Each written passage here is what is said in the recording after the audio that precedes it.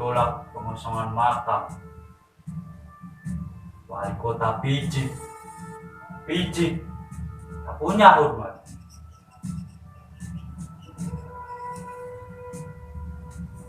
Makam tak bisa dibongkar. Ngerti kau wali kota? Makam bukan tanah terlantar. Itu tempat ayah kami, ibu kami, saudara-saudara kami. Mereka mempunyai hak untuk tetap di sana. Kami tolak penggusuran makam.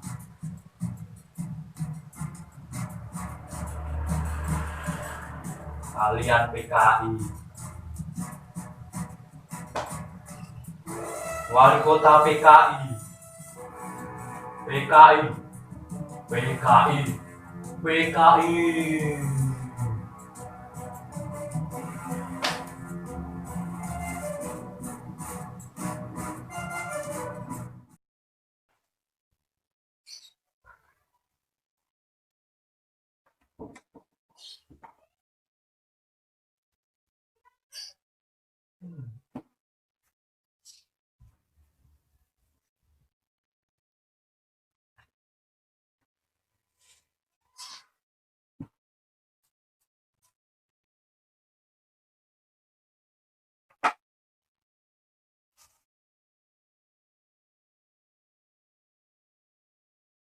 Pengosongan makam akan jalan terus.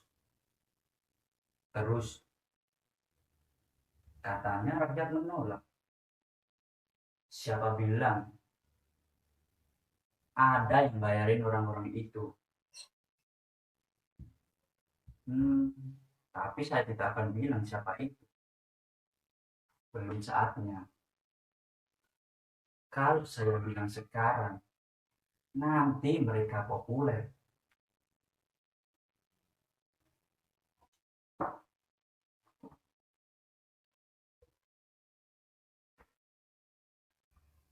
Pak Noto, Pak Noto, tolong nanti sore antar saya ke Dokter Taufik Ismail. Iya, Dokter Taufik Ismail. Kata dokter ada gejala caries.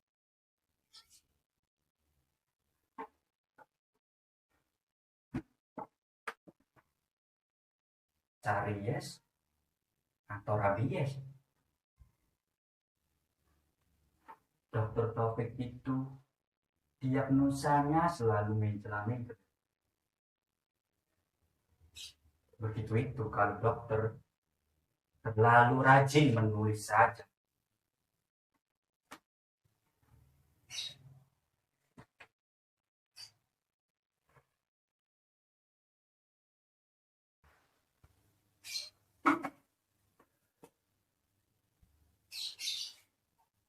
Aku ini senang mempelihara hewan. Bukan cuma sekedar senang. Aku merasa senasib dengan hewan-hewan itu. Setiap kali aku mengelus-elus piaraanku, rasanya seperti membaca buku sejarah.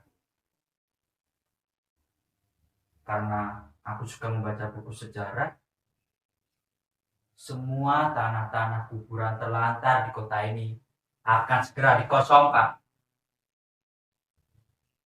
Dewan sudah setuju karena alasannya masuk akal. Setelah pembebasan makam akan dilakukan pembangunan secara bertahap. Dulu yang pertama, makam yang berada di tengah kota. Tapi wartawan-wartawan yang ceriwis suka nyinyir bertanya, setelah pembebasan makam, apakah akan dijadikan apartemen? Wartawan-wartawan ini kepalanya curiga terus. Siapa sih yang ngasih mereka bekerja seperti ini?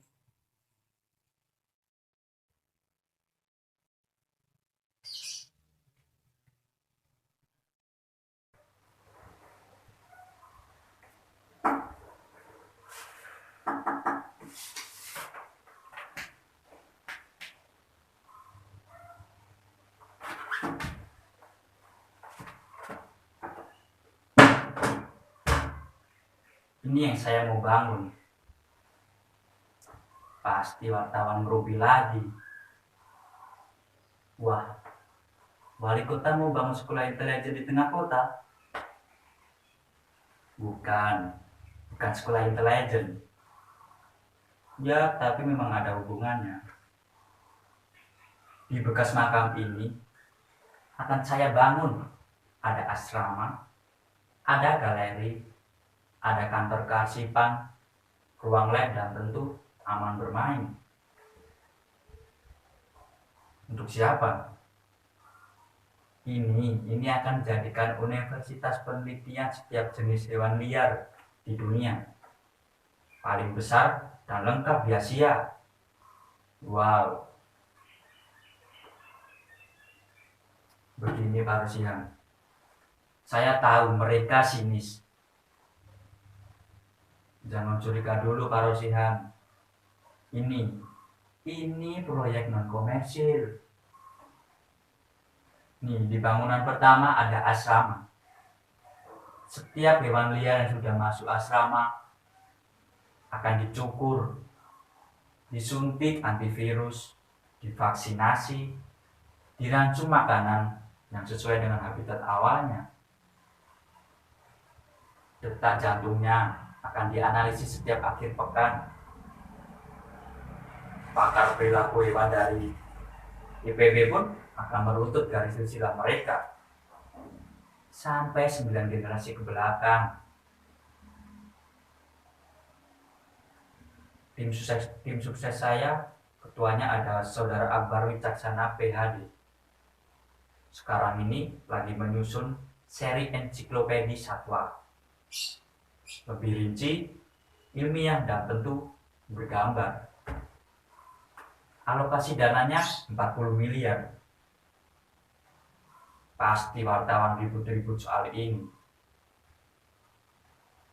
Saya tegaskan ya, ini biaya untuk bikin ensiklopedi.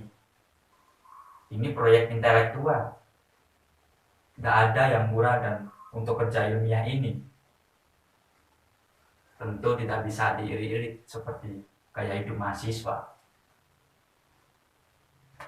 Apa kita tidak malu sebagai bangsa kalau tim Saudara Akbar cuma makan di warteg setiap harinya?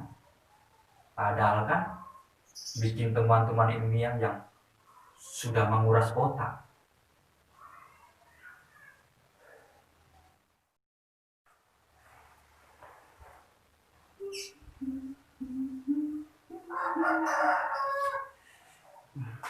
Sobron kemana ini? Loh Sobron, kamu masih di lapangan? Ya begitu. Tidak ada pembicaraan lagi Sobron. Bungkam, pukul. Suruh Kapolsek datang. Nyata sudah transfer dana ke rekeningnya. Kontak Hercules sekarang juga. Suruh anak buahnya menyusup. Sobron, saya tunggu darah kobra itu. Memang darah kobra itu bagus untuk prostat. Nah, kencing saya jadi lancar.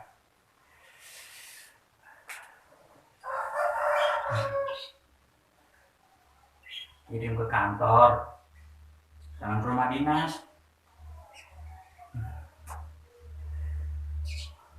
Hah?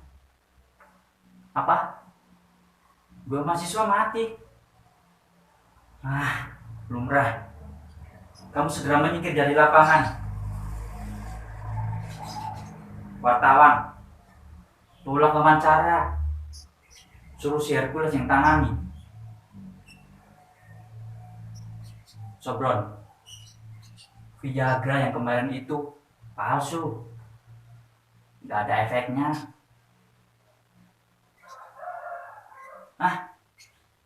Apa? Anjing. Si Ferry itu memang maling. Sobron, suruh tangkap si Ferry.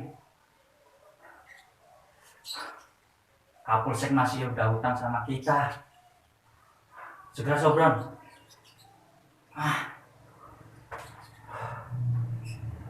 Gawat.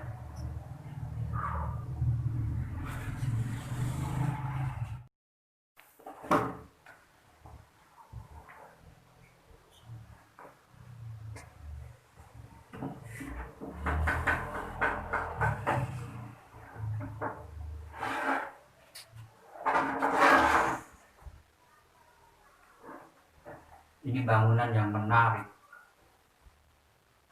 Gagasannya disumbangkan dari kantor Ibnar Kerstan. Para arsitek bersumur. Katanya bangunan ini bikin geli dan buruk sirkulasinya. Wartawan koran kuning bahkan lebih sinis. Katanya ini semacam reinkarnasi penis.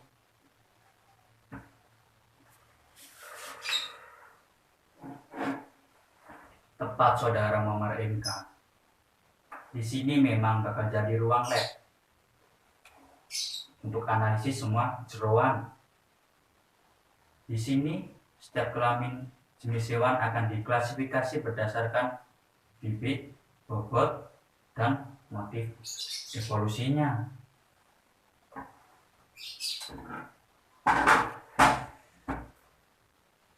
Diteliti cara kerja dan variasi daya penetrasinya juga. Lalu data ini akan di cross check berdasarkan garis keturunan hewan-hewan itu. Jangan keliru dulu saudara Muhammad MK. Istilah cross check bukan monopoli dunia selebriti. Banyak yang curiga kenapa seorang wali kota antusias banget mempelajari kelakuan binatang. Di koran saya baca tulisan Muhtar bin Lubis. Dia bilang wali kota memiliki masa lalu yang kurang sedap. Pikirannya dipengaruhi trauma-trauma yang masa kecil. Kabarnya wali kota dibesarkan oleh ibu tiri, dididik bareng hewan-hewan piaraan. Sih.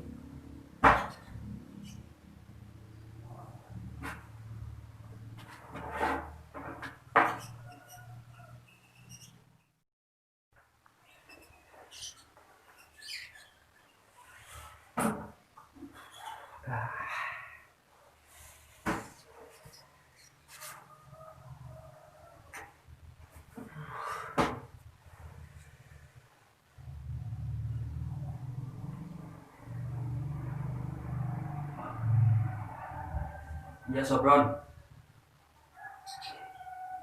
Apa? Ibu-ibu menangis di kuburan. Hah? Disiram? Sobron tetap bertahan. Tidak. Aku tidak menangis.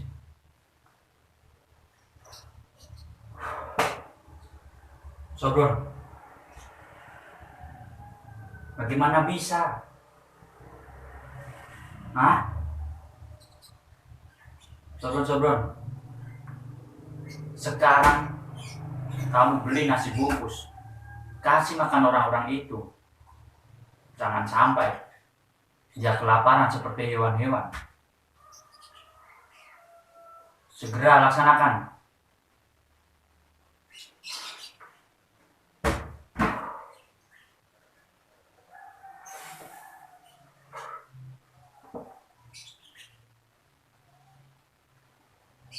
Saya lapar.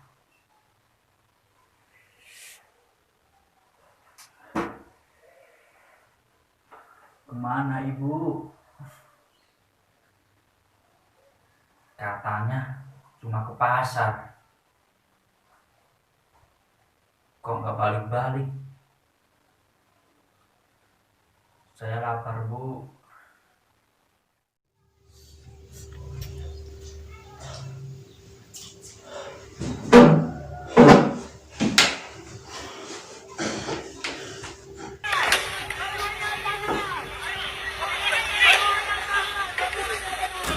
Makam tak bisa dibongkar. Makam tak bisa dibongkar.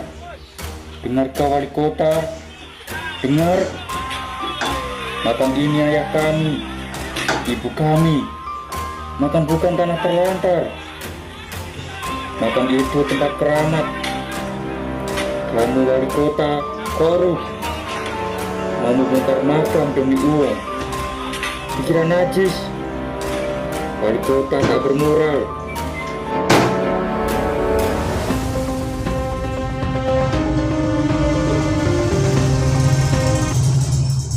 Sudah membongkar makamku.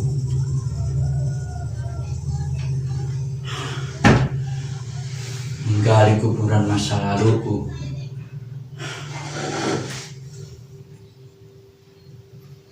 Aku tidak korup sama sekali.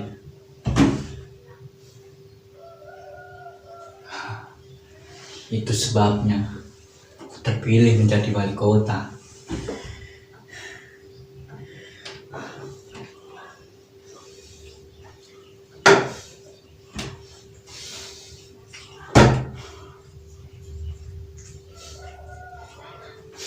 Lalu, dari mana datangnya korupsi?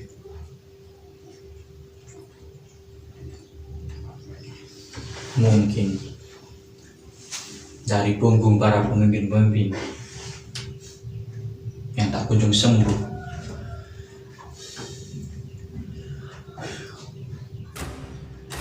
Aku tidak tahu. Aku tidak paham atas tudingan-tudingan orang itu.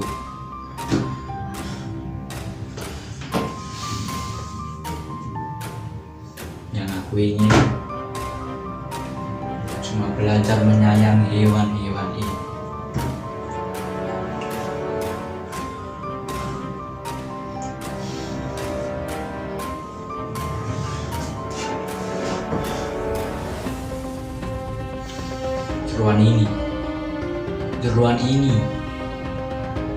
Jeruan ini sehat, sehat, sehat.